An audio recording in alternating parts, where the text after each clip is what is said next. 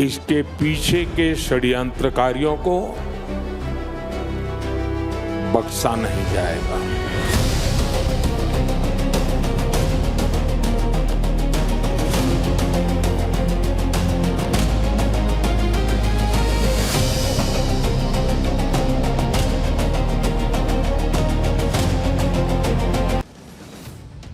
जब से दिल्ली ब्लास्ट हुआ है तब से सबकी नजर प्रधानमंत्री नरेंद्र मोदी पर है कि नरेंद्र मोदी इस बार अब क्या बड़ा करने वाले हैं, क्योंकि पीएम पहले ही कह चुके हैं कि अब कोई एक भी आतंकी घटना हुई तो उसे एक्ट ऑफ वॉर मानकर कार्रवाई। पिछले 24 घंटे में प्रधानमंत्री मोदी 2 बार खुली चेतावनी भी दे चुके। उन्होंने पाकिस्तान का नाम तो नहीं लिया क्योंकि अभी जांच चल रही है, लेकिन पाकिस्तान के होश इसी से उड़े हुए हैं। दिल्ली ब्लास्ट के गुनहगारों को आज प्रधानमंत्री ने दूसरी वार्निंग दे डाली और भूटान से लौटने के बाद कैबिनेट कमेटी ऑन सिक्योरिटी की मीटिंग बुलाई। कैबिनेट कमेटी ऑन सिक्योरिटी सुरक्षा मामलों में फैसले लेने वाली सर्वोच्च कमेटी है इस देश की, जिसमें प्रधानमंत्री होते हैं, होम मिनिस्टर होते हैं यानी अमित शाह, डिफेंस मिनिस्टर यानी Rajnath Singh, national security adviser यानी अजीत डोवाल, ये सारे लोग इसमें होते हैं। इस कमेटी के फैसले ने पिछली बार पाकिस्तान के धागे खोल दिए थे। इसी कमेटी ने निर्णय लिया था कि इसको मारना पड़ेगा, इसको छोड़ नहीं सकते। ऑपरेशन सिंदूर से पाकिस्तान का धुआं धुआं कर दिया गया था। अब इसी सीसीएस की आज अभी थोड़ी देर पहले एक मीटिंग हुई है और इस वक्त की जो बड़ी खबर आ रही है उस मीटिंग से पहले आपको वो बता दूं।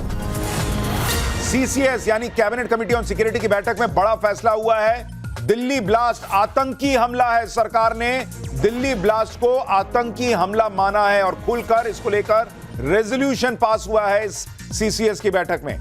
आतंक के हर स्वरूप के खिलाफ जीरो टॉलरेंस लिखकर यह रेजोल्यूशन जो है वो बाकायदा पास किया गया है कि बॉस टेररिज्म बर्दाश्त नहीं किया जाएगा। यह टेरर अटैक था, दिल्ली ब्लास्ट जघन्य आतंकी हमला था। ये अब कैबिनेट कमेटी ऑन सिक्योरिटी ने बाकायदा रेजोल्यूशन पास करके दुनिया को बता दिया है। यानी मोदी सरकार ने दुनिया को बता दिया है कि दिल्ली में जो ब्लास्ट हुआ वो एक जघन्य आतंकी हमला है और मोदी सरकार ये पहले ही कह चुकी है कि अब कोई भी आतंकी हमला होगा तो उसे एक्ट ऑफ वॉर माना जाएगा। यानी बहुत इफ एंड बट की स्थिति बनती नहीं कि अब यह मामला यहां से कहां जा सकता है। दिल्ली ब्लास्ट को लेकर आज मोदी कैबिनेट से एक प्रस्ताव पारित हुआ जिसमें क्या क्या लिखा था आपको यह बताता हूं। इस प्रस्ताव में कहा गया है कि देशद्रोही तत्वों ने दिल्ली में एक जघन्य आतंकी हमला किया है। कैबिनेट इस कायरतापूर्ण आतंकी हमले की निंदा करती है। इस आतंकी हमले के साजिशकर्ताओं को और उनके स्पॉन्सर की पहचान की जाएगी और उन्हें उनके अंजाम तक पहुंचाया जाएगा। सरकार इस आतंकी हमले की जांच को उच्च स्तर पर मॉनिटर कर रही है। कैबिनेट ने तेज एक्शन के लिए सुरक्षा एजेंसीज की तारीफ भी की है। सुनिए कैबिनेट की मीटिंग के बाद केंद्रीय मंत्री अश्विनी वैष्णव ने क्या कहा है, उसके बाद आपको दिखाता हूं कि पीएम मोदी ने क्या कह दिया जिससे पाकिस्तान में हड़कंप मचा हुआ है। क्या सरकार ने इसे आतंकी हमला माना है और जिस तरह से आतंकी संगठनों के नाम आ रहे हैं, क्या इसके पीछे पाकिस्तान का नाम भी सामने आया है? सरकार इसको कैसे देखती है? Thank you. मैंने रेजोल्यूशन के टेक्स्ट को आपके सामने पढ़ा। बहुत स्पष्ट तौर पे जघन्य आतंकवादी घटना, यानी नरेंद्र मोदी सरकार ने खुलकर अब दुनिया को कह दिया है कि यह टेररिस्ट अटैक हुआ है। बॉस जांच कर रहे हैं, कौन कौन इसमें शामिल थे सब दुनिया के सामने रखेंगे और फिर क्या होना है वो तो भारत पहले बता चुका है। सीसीएस की मीटिंग से पहले ही नरेंद्र मोदी 2 बार चेतावनी ऑलरेडी दे चुके हैं।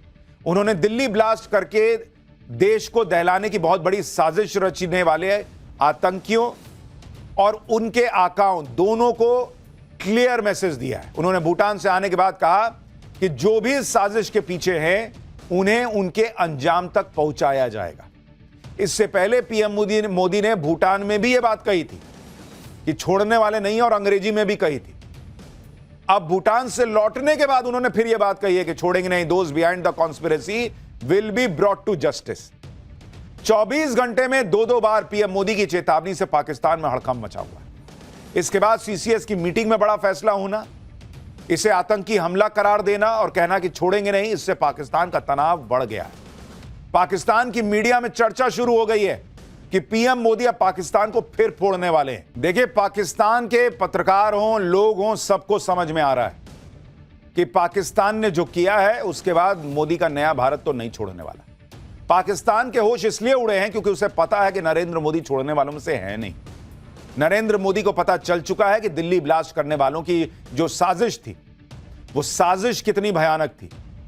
जैसे पहलगाम में धर्म पूछकर आतंकियों ने मारा था, वैसे ही ये फिर से हिंदू पहचान पर हमला करने की प्लानिंग करके बैठे थे। आतंकियों का पूरा प्लान था कि हिंदू पहचान पर हमला किया जाए और इसके लिए राम मंदिर और बाकी टारगेट निशाने पर थे। हिंदू त्योहारों को भी इन्होंने टारगेट कर रखा था और बड़ा खुलासा हुआ है जांच में कि ये लोग दिवाली पर हमला करने वाले थे। कई और धार्मिक स्थल इनके निशाने पर थे, जिसमें राम मंदिर और काशी विश्वनाथ मंदिर शामिल है। यह भी खुलासा हुआ है कि आतंकी इसी फिराक में थे कि 6 दिसंबर को अयोध्या में धमाका करके बाबरी का बदला लिया जाए। ये कैसे लोग हैं बॉस? इनका बाबरी का बदला ही खत्म नहीं हो रहा। दुनिया कहां से कहां चली गई। डॉक्टर बन गए लेकिन इनको बाबरी का बदला ही लेना है और राम मंदिर को निशाने पर लिए बैठे थे। यानी फिर वही सब था जैसा पहलगाम में दिखा था। दिल्ली ब्लास्ट में आतंकियों का असली प्लान क्या था, टारगेट पर कौन कौन से मंदिर थे, पूरी डिटेल अभी आपको आगे बताऊंगा कि जांच में कैसे कैसे क्या पता चला है। दिल्ली ब्लास्ट की गंभीरता इसी से समझिए कि नरेंद्र मोदी ने अब तक के 11 साल में देश के शहरों के अंदर, बड़े शहरों के अंदर कोई धमाका नहीं होने दिया। जिन शहरों, जिन बाजारों, जिन चौक चौराहे में यूपीए के जमाने में आए दिन बम फूटते थे, नरेंद्र मोदी ने 11 साल पूरे देश को सुरक्षित घेरे में रखा। आतंकी कश्मीर में घुसते थे, वहीं ठोक दिए जाते थे। इसलिए अब जब फिर से साजिश हो रही है कि उसी तरह से भारत को आतंक की आग में जलाया जाए, तो नरेंद्र मोदी ऐसा होने तो नहीं देंगे। इसलिए देखिए पीएम मोदी कैसे लगातार एक्शन में। भूटान से लौटते ही पीएम मोदी एयरपोर्ट से सीधे एलएनजेपी अस्पताल चले गए। पीएम मोदी ने वहां घायलों से मुलाकात की, उनका हालचाल पूछा।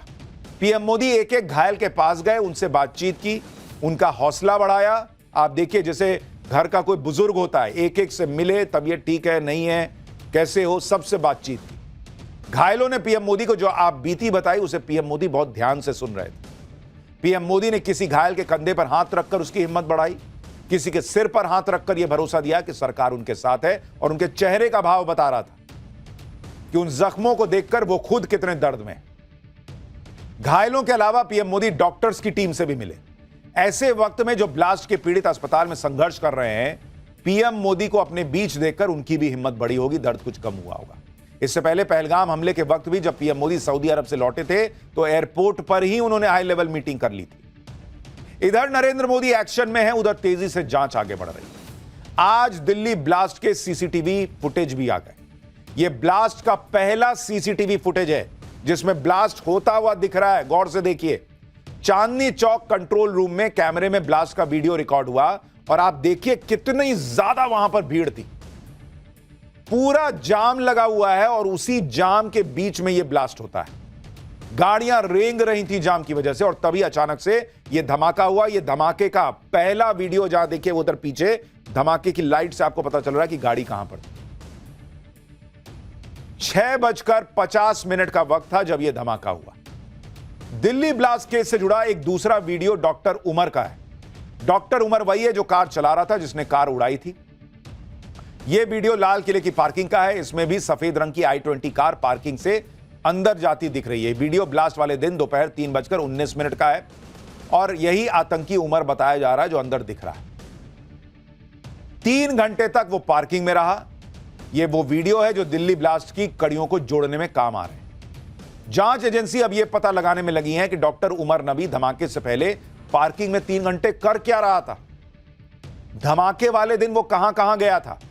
सूत्रों से यह भी खुलासा हुआ है कि उमर नबी धमाके से पहले दिल्ली की एक मस्जिद में गया था। सूत्रों के मुताबिक उमर नबी रामलीला मैदान के पास फैज़े इलाही मस्जिद में गया। वहां करीब 10 मिनट रुका, जिसके बाद वो लाल किले की तरफ चला गया।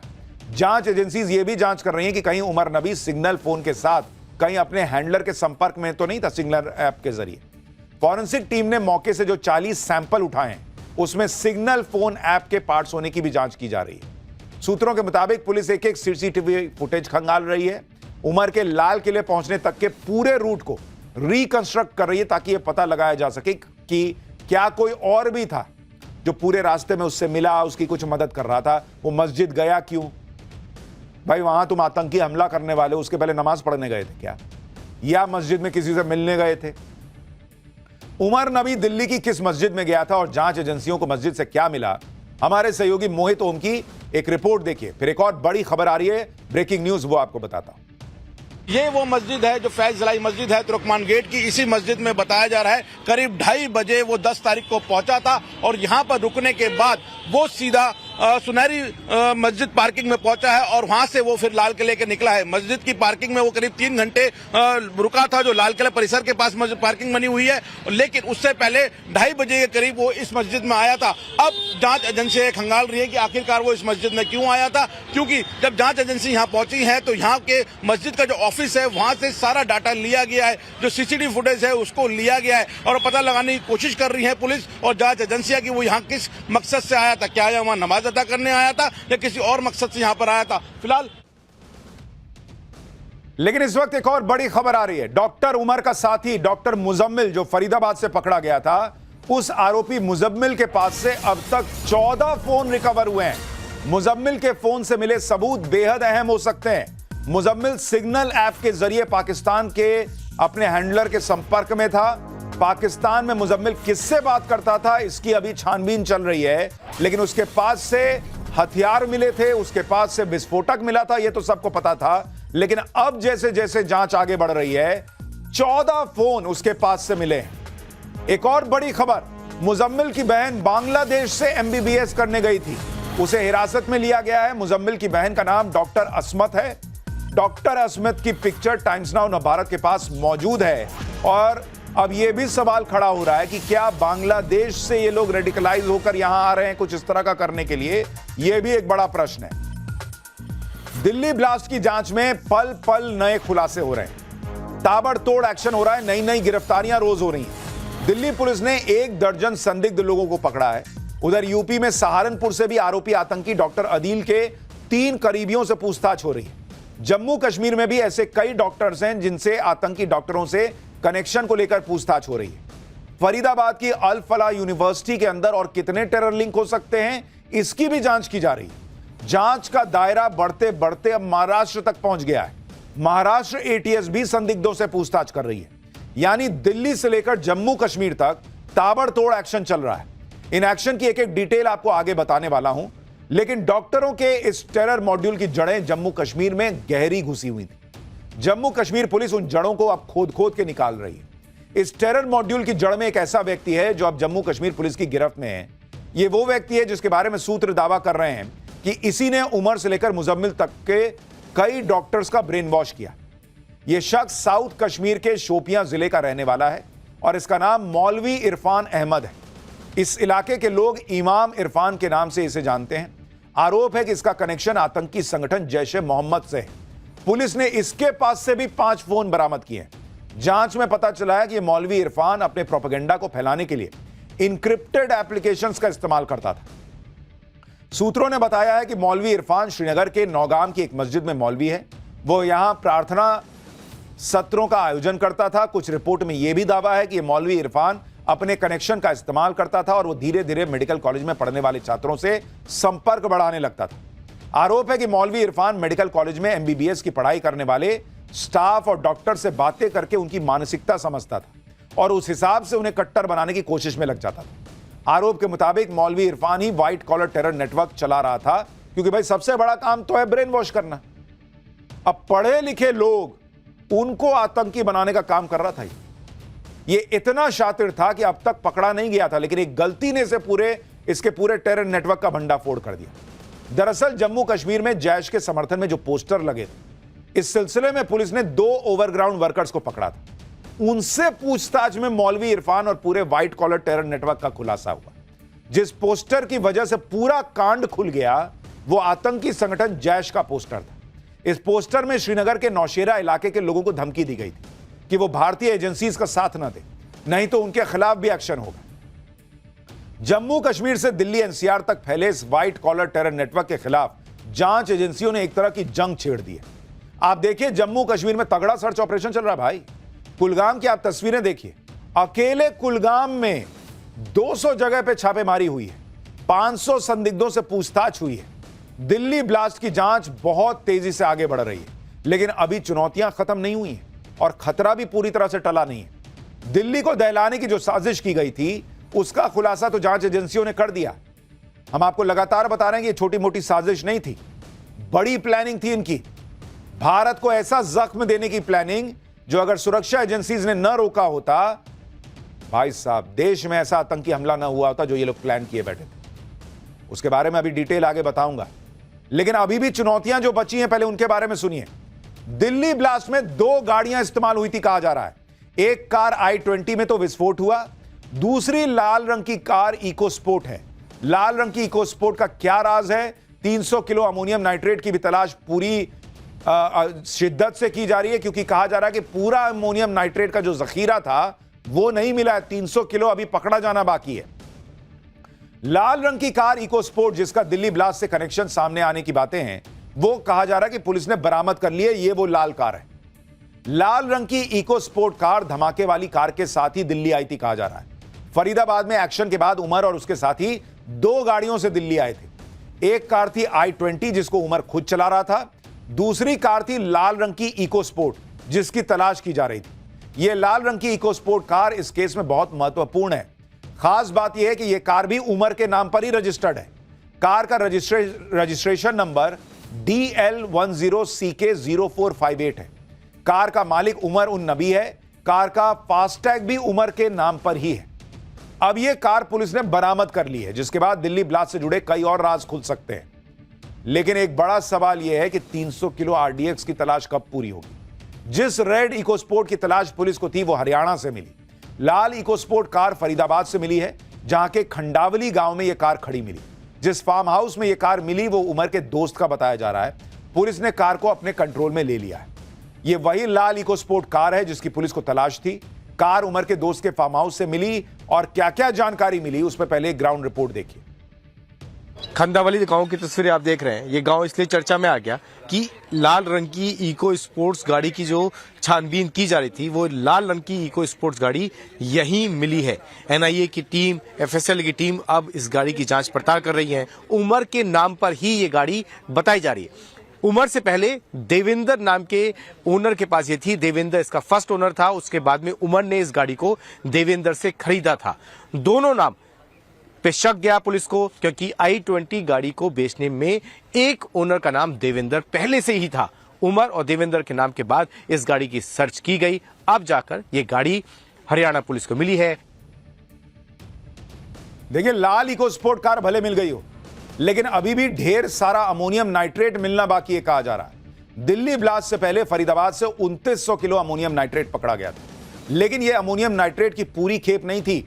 अभी भी 300 किलो अमोनियम नाइट्रेट पुलिस की पकड़ से बाहर है। सूत्रों के मुताबिक दिल्ली ब्लास्ट में करीब 80 किलो अमोनियम नाइट्रेट का इस्तेमाल हुआ था, और जब तक 300 किलो अमोनियम नाइट्रेट पूरी तरह नहीं मिल जाता, खतरा बरकरार रहेगा। इसलिए आप लोग भी जहां भी रहें, जैसे भी रहें, सचेत रहें। आसपास कुछ भी संदिग्ध दिखे तो जरूर पुलिस को इन्फॉर्म करें, क्योंकि आप देखिए, अमोनियम नाइट्रेट की तलाश में ताबड़तोड़ छापेमारी अभी भी चल रही है। सूत्रों के मुताबिक इसे बांग्लादेश के रास्ते भारत लाया गया था। बांग्लादेश से नेपाल होते हुए भारत लाने की भी खबर है। एक फर्टिलाइजर कंपनी की भूमिका की भी जांच की जा रही है। फर्टिलाइजर कंपनी से अमोनियम नाइट्रेट चोरी किया गया था कहा जा रहा है। हमने कल ही आपको बताया था कि अमोनियम नाइट्रेट कितना खतरनाक और घातक हो सकता है, और जितना अमोनियम नाइट्रेट पकड़ा गया है उससे काफी बड़े इलाके में तबाही मचाई जा सकती है। अब 80 किलो अमोनियम नाइट्रेट क्या कर सकता है आप देख रहे हैं। अभी 300 किलो पकड़ा जाना बाकी है, और इसीलिए इसका पकड़ा जाना बहुत जरूरी है। लेकिन पाठशाला में अब इस पूरी तफ्तीश का दूसरा चैप्टर खोल रहा हूं, जिसमें आपको बताने जा रहा हूं कि राम मंदिर पर हमले की प्लानिंग, बाबरी का बदला, आतंकियों की वो प्लानिंग जिसे सुनकर हिल जाएंगे। हिंदू त्योहार, हिंदू मंदिर, आतंकियों के खौफनाक प्लान में और क्या क्या टारगेट पर था, अब इसका जो खुलासा हुआ है वो आपके लिए अब उसका चैप्टर खोलता हूं। दिल्ली धमाके में आज भी जबरदस्त एक्शन चल रहा है। जांच एजेंसियां अब धीरे धीरे सारी कड़ियां जोड़ती चली जा रही, जिसमें नए नए चौंकाने वाले खुलासे भी हो रहे हैं। जो जानकारियां मिल रही हैं उसके मुताबिक देश को दहलाने की प्लानिंग पिछले 2 साल से चल रही। डॉक्टरों का आतंकी मॉड्यूल 2 साल से विस्फोटक इकट्ठा कर रहा था। आतंकियों के निशाने पर दिल्ली के मॉल और बड़े अस्पताल तो थे ही, दिल्ली के बाद अयोध्या और काशी को दहलाने की साजिश थी। आतंकियों ने बाबरी विध्वंस का बदला लेने के लिए टाइम भी सेट कर लिया था, कहा जा रहा है। पूरी प्लानिंग कर ली थी भाई इन लोगों ने, और उनकी प्लानिंग धरी की धरी रह गई। इससे पहले आतंकियों ने हिंदू त्योहारों पर भी धमाके की साजिश रची थी। 26 जनवरी के लिए भी प्लान बनाया था, लेकिन वो भी फेल हो गए। आतंकियों की साजिश कितनी बड़ी थी, 2 साल तक आतंकी क्या प्लानिंग कर रहे थे और उसका प्लान लगातार क्यों फेल होता जा रहा था, क्या क्या और बड़े खुलासे हुए हैं जिसके बाद देश भर में हाई अलर्ट है, सब बताऊं उससे पहले एक ट्रेलर देखिए।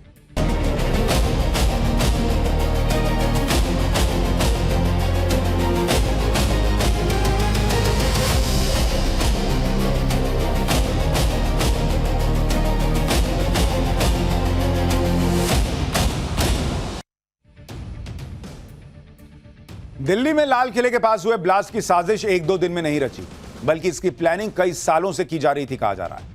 आतंकी डॉक्टर अदील और मुजम्मिल के साथ गिरफ्तार की गई डॉक्टर शाहीन ने पुलिस के सामने बड़ा कबूलनामा किया है। डॉक्टर शाहीन ने पुलिस को बताया कि आतंकी पिछले 2 साल से देश में धमाके की प्लानिंग कर रहे थे। शाहीन और उसके सहयोगी व्हाइट कॉलर टेरर मॉड्यूल से जुड़े थे, जो जैश-ए मोहम्मद और अंसार गजवतुल हिंद से संपर्क में था।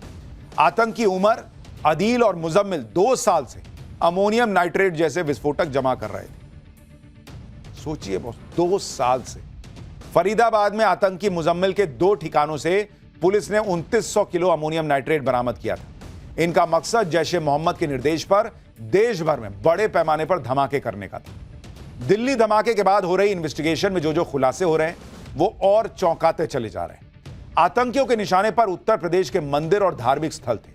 खास तौर पर आतंकियों ने अयोध्या के राम मंदिर और वाराणसी के काशी विश्वनाथ मंदिर को टारगेट किया हुआ था। गिरफ्तार हुई आतंकी शाहीन ने तो अयोध्या में स्लीपर सेल को एक्टिवेट भी कर रखा था।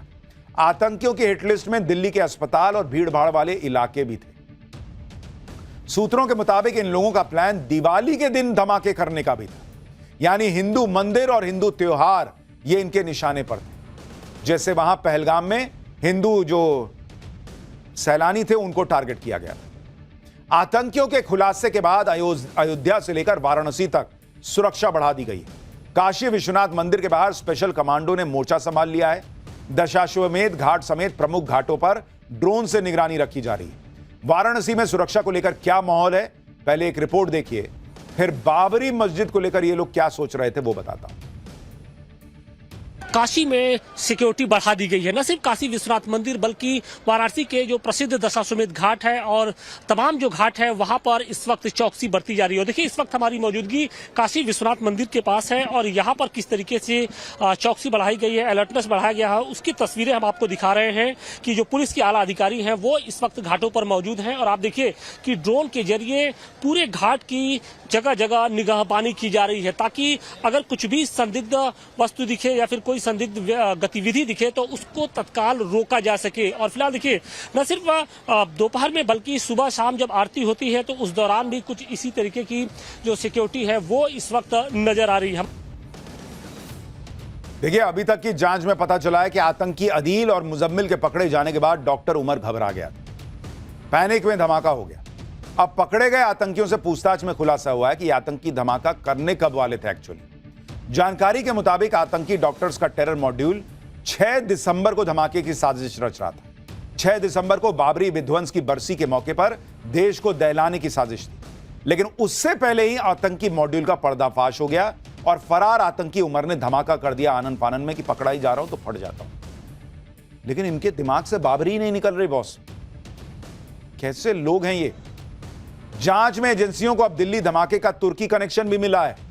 डॉक्टर उमर और डॉक्टर मुजम्मिल के पासपोर्ट की जांच में बड़ा खुलासा हुआ है। पता चला है कि दोनों डॉक्टर धमाके से पहले तुर्की की यात्रा पर गए थे। डॉक्टर उमर और डॉक्टर मुजम्मिल के पासपोर्ट पर तुर्की के स्टैंप मिले।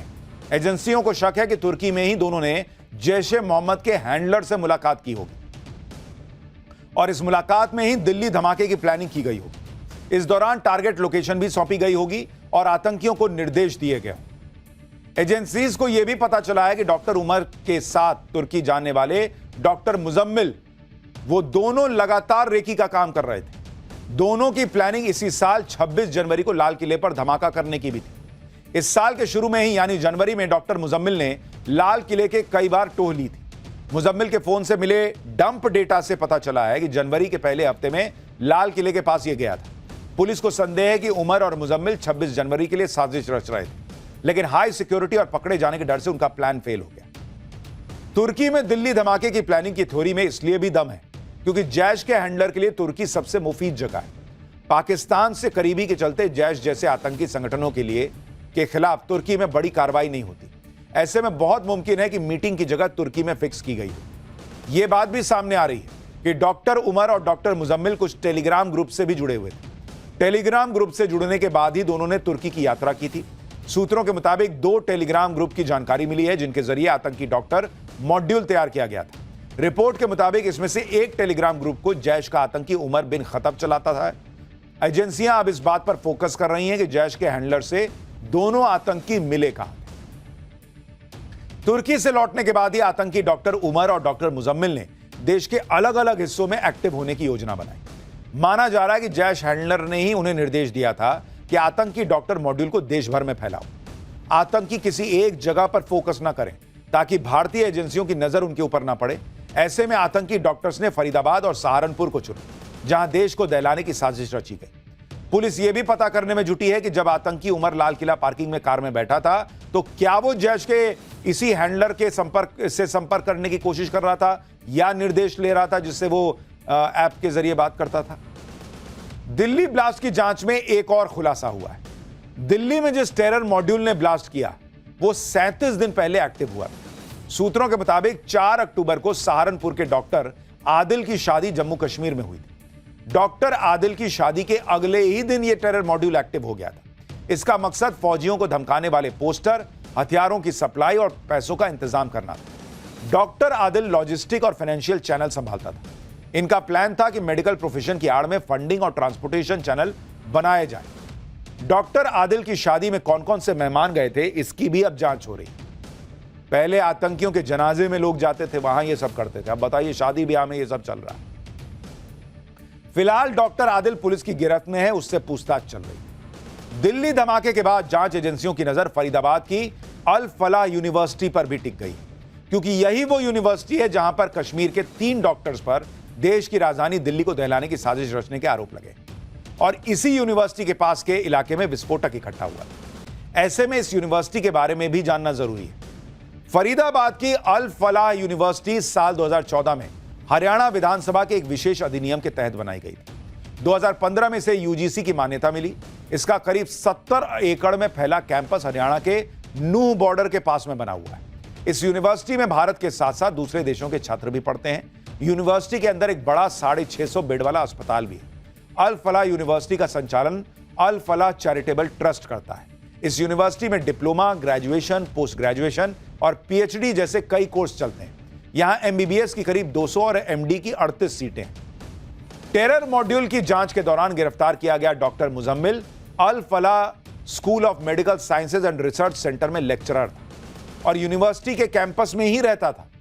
इस बीच जांच में पता चला है कि तीनों डॉक्टर यानी डॉक्टर उमर, डॉक्टर आदिल और डॉक्टर मुजम्मिल की मुलाकात जम्मू कश्मीर में मेडिकल कॉलेज में पढ़ाई और काम के दौरान। कॉमन बात यह है तीनों में कि इन तीनों ने गवर्नमेंट मेडिकल कॉलेज अनंतनाग में काम किया है और इसी दौरान तीनों आतंकी संगठनों के संपर्क में आए।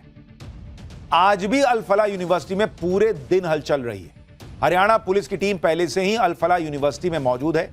आज दिल्ली पुलिस की स्पेशल टीम भी इन्वेस्टिगेशन करने पहुंची। इसके बाद एनआईए की टीम पहुंची।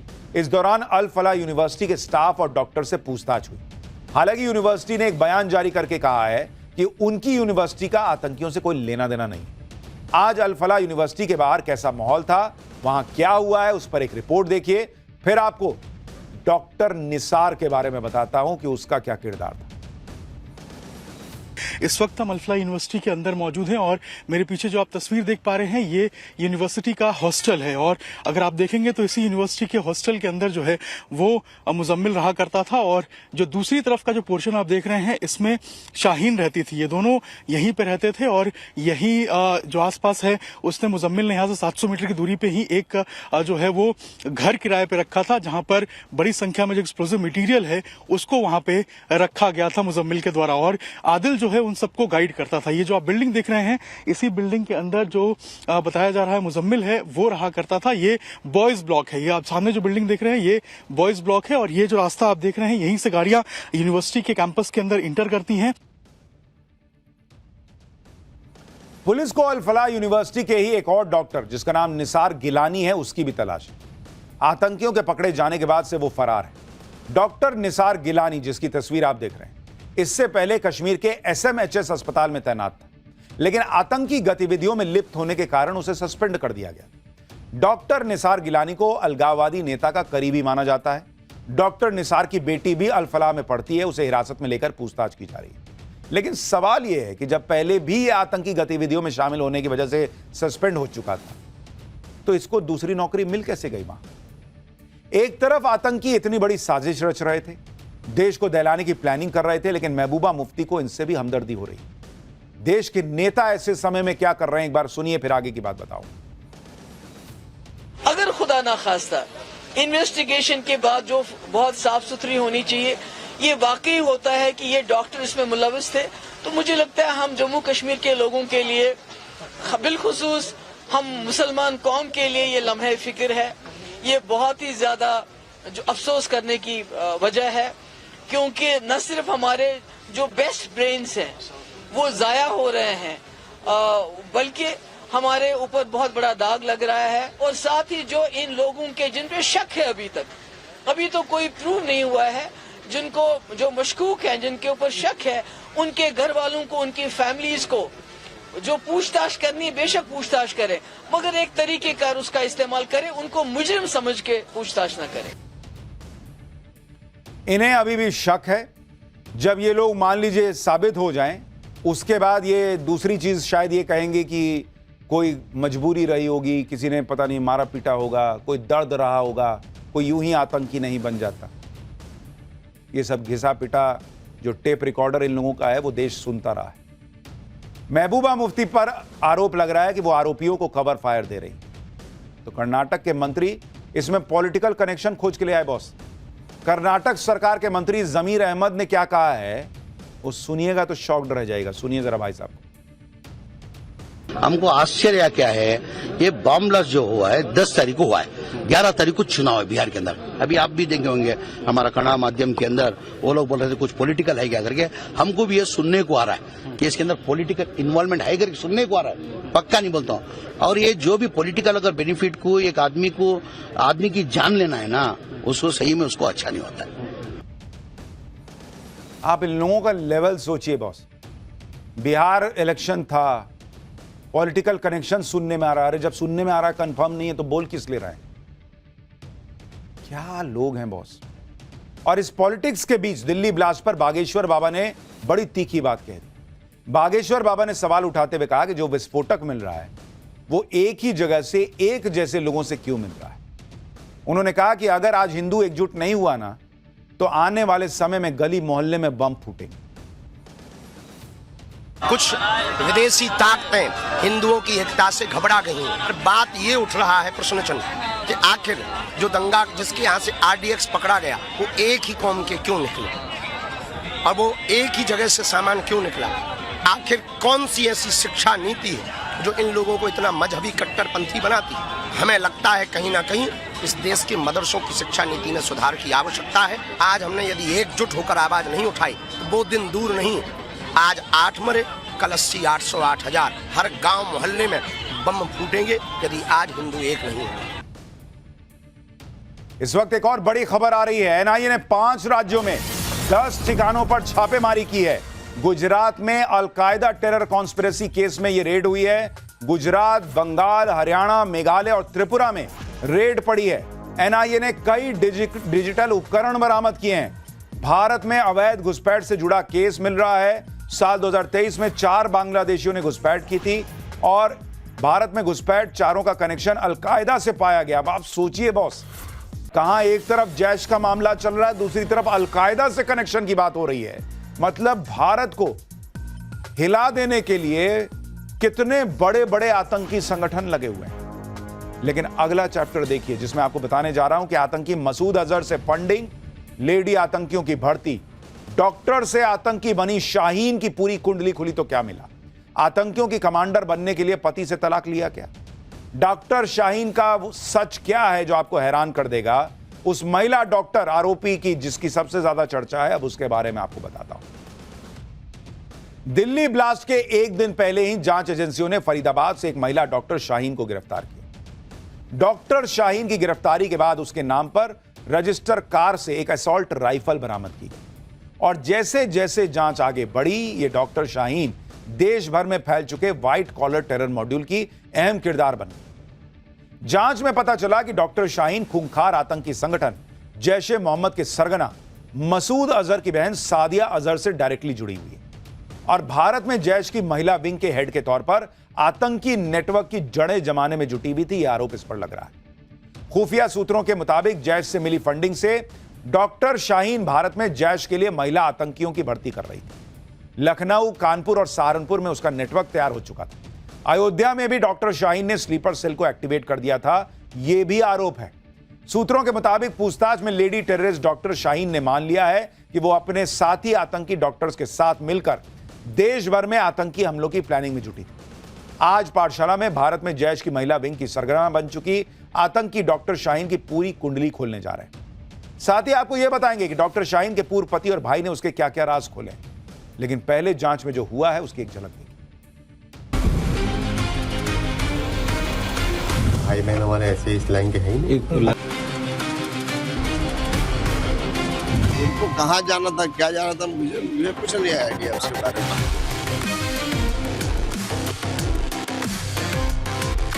कहाँ वो जाती थी, किससे किससे बात करती थी, और इस संबंध में हम लोगों ने जानकारी एकत्र करनी चाहिए।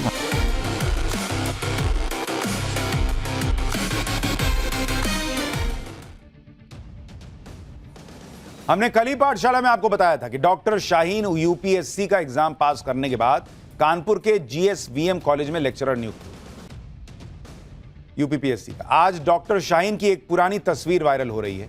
यह तस्वीर कानपुर के मेडिकल कॉलेज में उसकी तैनाती के समय की बताई जा रही है। इस तस्वीर में सलवार सूट पहने और चश्मा लगाए डॉक्टर शाहीन मेडिकल स्टूडेंट्स के बीच खड़ी मुस्कुराती हुई नजर आ रही है। लेकिन उसके साथ मौजूद मेडिकल स्टूडेंट्स को इस बात का अंदाजा भी नहीं रहा होगा कि डॉक्टर शाहीन के दिमाग में टेरर नेटवर्क को लेकर उस वक्त भी कितनी खौफनाक प्लानिंग चल रही है। मेडिकल स्टूडेंट्स के बीच मुस्कुराती दिख रही डॉक्टर शाहीन अब फरीदाबाद टेरर मॉड्यूल की अहम किरदार बताई जा रही है। डॉक्टर शाहीन से पूछताछ में जुटी यूपी एटीएस की टीम भी हैरान है कि जो शाहीन बचपन से पढ़ाई में टॉपर रही, देश ने उसे डॉक्टर बनाने के लिए सिस्टम की पूरी मदद दी, वो उसी देश की दुश्मन बन गई। डॉक्टर से आतंकी बन चुकने का आरोप झेल रही शाहीन की कुंडली खंगालने में जुटी जांच एजेंसियों को पता चला कि शाहीन ने लखनऊ के एक सरकारी गर्ल्स कॉलेज में 10वीं और 12वीं के एग्जाम में टॉप किया था। साल 1996 में शाहीन ने सीपीएमटी का एग्जाम पास किया और प्रयागराज के मोतीलाल नेहरू मेडिकल कॉलेज में एडमिशन लिया। मेडिकल की पढ़ाई पूरी करने के बाद डॉक्टर शाहीन कानपुर के जीएसवीएम कॉलेज से जुड़ गई। 2009 में उसका कन्नौज ट्रांसफर हुआ, लेकिन 2010 में वो फिर कानपुर लौट आई। 2013 के बाद कई सालों तक बिना कारण बताए गायब रहने के बाद उसे नौकरी से बर्खास्त कर दिया गया। जांच में पता चला कि पिछले कुछ समय से डॉक्टर शाहीन फरीदाबाद की अल फलाह यूनिवर्सिटी से जुड़ चुकी थी और यहीं से उसने व्हाइट कॉलर टेरर मॉड्यूल की जड़ें मजबूत करना शुरू किया। डॉक्टर शाहीन गिरफ्तारी के बाद टेरर मॉड्यूल के खुलासे के लिए यूपी एटीएस उसकी पूरी जानकारी जुटा रही। जांच के दौरान यूपी एटीएस को डॉक्टर शाहीन का साल 1996 में दिए मेडिकल एग्जाम का एडमिट कार्ड भी मिला है। जांच टीम प्रयागराज में उस मेडिकल कॉलेज भी पहुंची जहां से लेडी आतंकी शाहीन ने मेडिकल की पढ़ाई की और डॉक्टर बनी। यूपी पुलिस जांच के लिए कानपुर में उस मकान पर भी पहुंची जहां कानपुर के मेडिकल कॉलेज में जॉब करने के दौरान डॉक्टर शाहीन रही थी। डॉक्टर शाहीन का पूरा कच्चा चिट्ठा सामने लाने के लिए पुलिस कानपुर में उसके साथ रह रहे लोगों से भी पूछताछ कर रही है, जिसके लिए 9 लोगों को हिरासत में लिया जा चुका है। सुनिए कानपुर में ताबड़तोड़ एक्शन पर वहां के जॉइंट सीपी ने क्या बताया है। फिर आपको बताता हूं कि ये डॉक्टर शाहीन पे जो आरोप लग रहे हैं कि भाई वो महिलाओं की विंग तैयार कर रही थी, उसका पैसा कहां से आ रहा था। देखिए, ये जानकारी में आया है कि डॉक्टर शाहीन यहाँ पर जीएसवीएम कॉलेज में फार्माकोलॉजी डिपार्टमेंट में उन्होंने प्रवक्ता के रूप में यहाँ पे काम किया है, पढ़ाया है बच्चों को, और उस दौरान उनकी जो एक्टिविटीज़ रही हैं उसको क्या रही हैं, कहाँ कहाँ वो जाती थी, किससे किससे बात करती थी, और इस संबंध में हम लोगों ने जानकारी एकत्र करनी चाहिए, वहाँ पे कॉलेज में भी की है। इसके अलावा जो नाम हम लोग को संदिग्ध थे पूर्व में दंगों वगैरह में इनके जिनके नाम आए थे, उनको लोगों को खंगाला जा रहा है कि वो किससे बात करते हैं, क्या करते हैं, कहीं ऐसा तो नहीं कि कोई इनका आतंकवादी कनेक्शन हो। तो इसलिए 9 लोगों को अभी फिलहाल जानकारी के अनुसार उठाया गया है। देखिए, शाहीन को मेडिकल की पढ़ाई करने के बाद लोगों की जान बचाने का मौका मिला। वो कैसे मासूम लोगों को मौत की नींद सुलाने के लिए आतंकी संगठन जैश-ए मोहम्मद की खौफनाक प्लानिंग में शामिल हो गई। अब यही पूरी जांच का विषय। और भारत में आतंकियों को ट्रेनिंग देने के लिए कमांड सेंटर खोलने का भी ब्लूप्रिंट तैयार कर चुकी थी, कहा जा रहा है। सूत्रों के मुताबिक डॉक्टर शाहीन पिछले 5-6 महीनों से सहारनपुर और हापुड़ में मिनी रिक्रूट कमांड सेंटर के लिए ऐसी जगह ढूंढ रही थी जो शहर से थोड़ा बाहरी इलाके में हो और वहां लोगों का आना जाना कम। इस कमांड सेंटर में अंदर आतंकी ट्रेनिंग की प्लानिंग की गई थी और बाहर इसे एक एनजीओ के तौर पर दिखाया जाना था। प्लानिंग थी कि मुस्लिम गरीब लड़कियों की पढ़ाई और गरीबों के इलाज के नाम पर फाउंडेशन बनाया जाए ताकि टेरर फंडिंग के लिए आने वाला पैसा जांच एजेंसियों के रडार पर ना आ पाए। सूत्रों का दावा है कि डॉक्टर शाहीन ने इन इलाकों में चल रहे कुछ एनजीओ से संपर्क किया। टेरर ट्रेनिंग सेंटर में 10 बड़े कमरे, एक तहखाने में बड़ा ट्रेनिंग हॉल बनाने की प्लानिंग थी। ट्रेनिंग सेंटर में जैमर लगाने का भी प्लान था ताकि आतंक की ट्रेनिंग लेने वाली लड़कियां सोशल मीडिया से दूरी बनाए रखें और मकसद से न भटकें। इस सेंटर में जैश से आतंकियों को मौलवी बताकर लेक्चर देने के लिए बुलाने का भी प्लान था। टेरर ट्रेनिंग सेंटर में आने वाली लड़कियों का मुंतजिमा नाम दिया जाना तय किया गया था, जिसका मतलब है व्यवस्था देखने वाली। सूत्रों का दावा है कि डॉक्टर शाहीन के इस मिनी रिक्रूट कमांड सेंटर के लिए आतंकी संगठन जैश-ए मोहम्मद से शुरुआती फंडिंग मिल भी चुकी थी। दिल्ली ब्लास्ट केस में शाहीन एक अहम कैरेक्टर है। पुलिस लगातार डॉक्टर शाहीन से जुड़े लोगों से भी पूछताछ कर रही है। लखनऊ में शाहीन के घर से एक रिपोर्ट आपको दिखाता हूं, फिर बताता हूं कि शाहीन के हस्बैंड ने क्या बताया।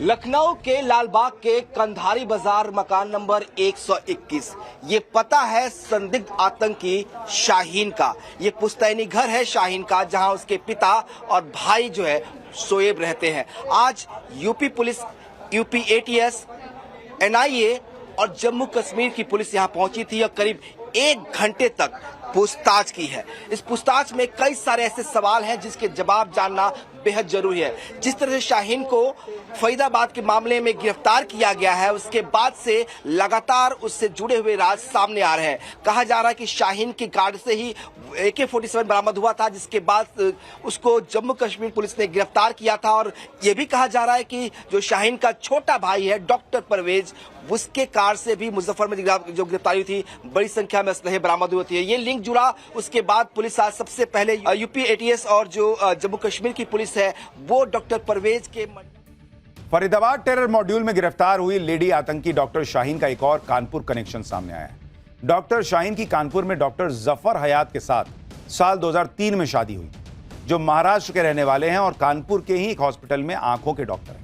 लेकिन आतंकियों का कमांडर बनने का सपना पाल रही डॉक्टर शाहीन ने शादी के 10 साल बाद 2013 में अपने पति से तलाक ले लिया। डॉक्टर जफर हयात के मुताबिक तलाक के बाद से उनका डॉक्टर शाहीन से किसी तरह का कोई संपर्क नहीं रहा। सुनिए डॉक्टर शाहीन को लेकर उनके पूर्व पति ने क्या बताया। आखिरी बार वही डिवोर्स हुआ, उसके टाइम साइन के बाद इवेंट नहीं हुई थी उस वक्त, क्योंकि वो जाना चाह रहे थे। मैंने कहा जाइए भाई, ठीक, मैं क्या कर सकता हूँ, जबरदस्ती तो मैं कर नहीं सकता हूँ कुछ। अरे मैंने नहीं दिया तलाक, उन्होंने दिया, वो खुद गई है। उनको कहाँ जाना था, क्या जाना था, मुझे कुछ नहीं आइडिया उसके बारे में। बाहर जाने का जिक्र कर रही थी, कहाँ का? मैं ऑस्ट्रेलिया वगैरह जाऊंगी, जाना चाह रही हूँ। अगर आप चलो तो बेहतर रहेगा, क्योंकि वहाँ लाइफ अच्छी है। ये बात थी। तो मैं लाइफ यार बढ़िया चल रही, तो क्या जाने क्या मतलब है। डॉक्टर शाहीन की गिरफ्तारी के बाद जांच एजेंसियों ने उसके आतंकी भाई डॉक्टर परवेज को भी गिरफ्तार किया। लखनऊ में भाई बहन की इस आतंकी जोड़ी के घर पर छापेमारी में लैपटॉप, कीपैड वाले मोबाइल फोन और कई अहम दस्तावेज मिले। सूत्रों का दावा है कि शाहीन और परवेज का नाम एक चैटबॉट ग्रुप से जुड़ा है, जिसमें आतंकी साजिश से जुड़ी सीक्रेट बातचीत होती थी। जांच में यह भी पता चला है कि डॉक्टर परवेज स्मार्टफोन नहीं बल्कि कीपैड वाले मोबाइल फोन का इस्तेमाल करता था। जांच एजेंसियों के सूत्रों के मुताबिक कीपैड वाले फोन का इस्तेमाल आतंकी ट्रेसिंग से बचने के लिए करते हैं। माना जा रहा है कि इन्हीं फोन्स की मदद से डॉक्टर परवेज अपनी बहन डॉक्टर शाहीन के इशारे पर जैश के हैंडलर्स और मॉड्यूल में शामिल डॉक्टर्स को कोडेड मैसेज भेजता था।